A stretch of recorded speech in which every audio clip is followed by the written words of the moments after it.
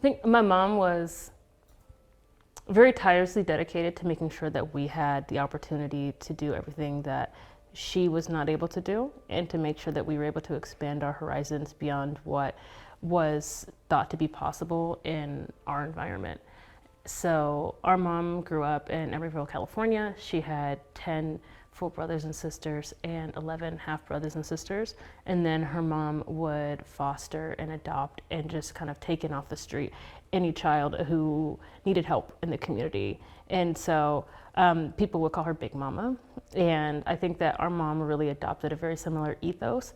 While she didn't have so many biological children or adopted children legally, she, I think, had just as many, if not more, quote unquote children throughout the course of her life, because she was known for like folding people into our chosen family unit, and then really accepting her students and like her children who she took care of at the shelter and as like her kids. Like, she would never refer to them as her students, she referred to them as her kids.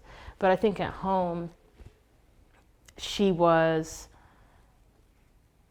just completely committed to making sure that we did not want for anything, as insofar as it was in her control.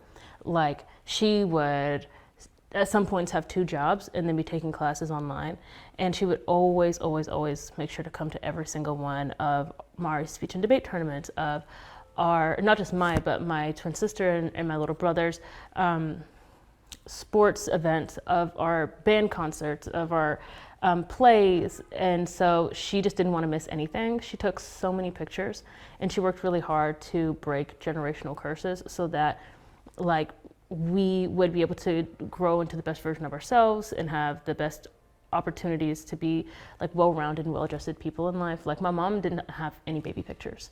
Like, she really didn't have any pictures from her childhood at all. But we have at least 10 photo albums of our childhood and infantry. And like we have like at least 10 photo albums of us as babies and infants, not to mention photo albums and Google Drive albums of us throughout the course of our life. And she made sure that we were straight A students. Like, she was a like strict academic disciplinarian.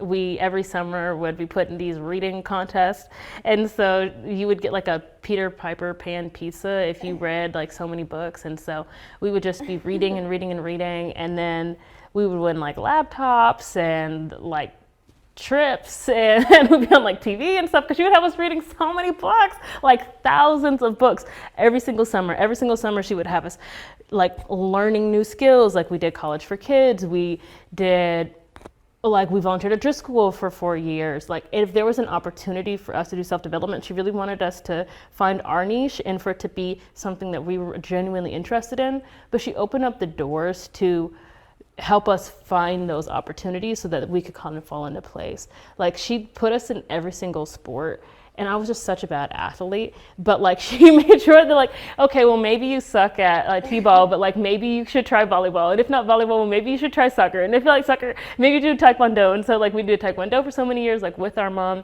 and she just wanted us to be like well-rounded, culturally curious people. And so when we were kids, she had us try something new once a week, because she didn't want us to be like chicken tendies kids.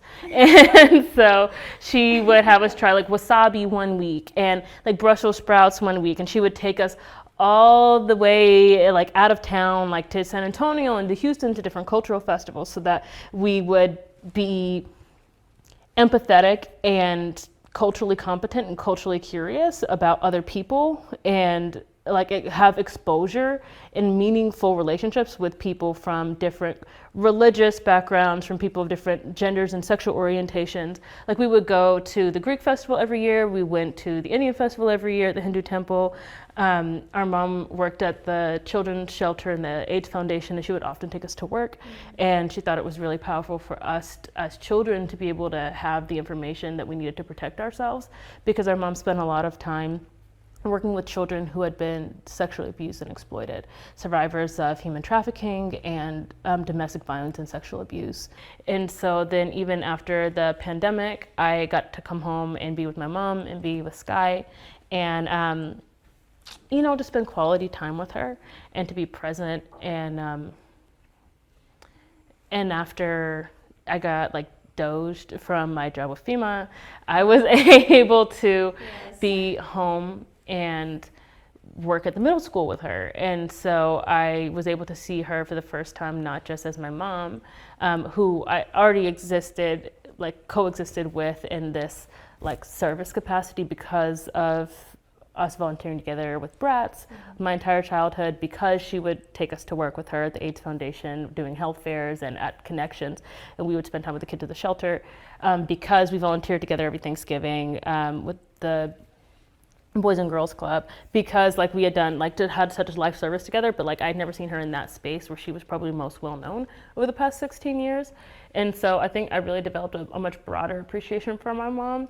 Like when we got to be effectively coworkers for a few months, I think it's really difficult, even just like if you have one or two students who are experiencing like sexual abuse, who have food insecurities, have very complex challenges in their home life, because it's really difficult to see a child suffer. And when I was teaching, I think that was very personally challenging for me, even though that wasn't technically my job description. But my mom, every year for the past 16 years, has had approximately 70 students who were her kids, not to mention all the other students in the school who she was also working with outside of her caseload, just because she cared about them, just because they were coming to her lunch bunch, just because they were part of, this general community that she really invested in. And so I appreciate how much my mom really poured into other children, because I think my mom had so much like maternal like love and guidance and like will to be able to protect and provide for youth, that it expanded far beyond the home, like into like our nieces, her nieces and nephews, into like her students.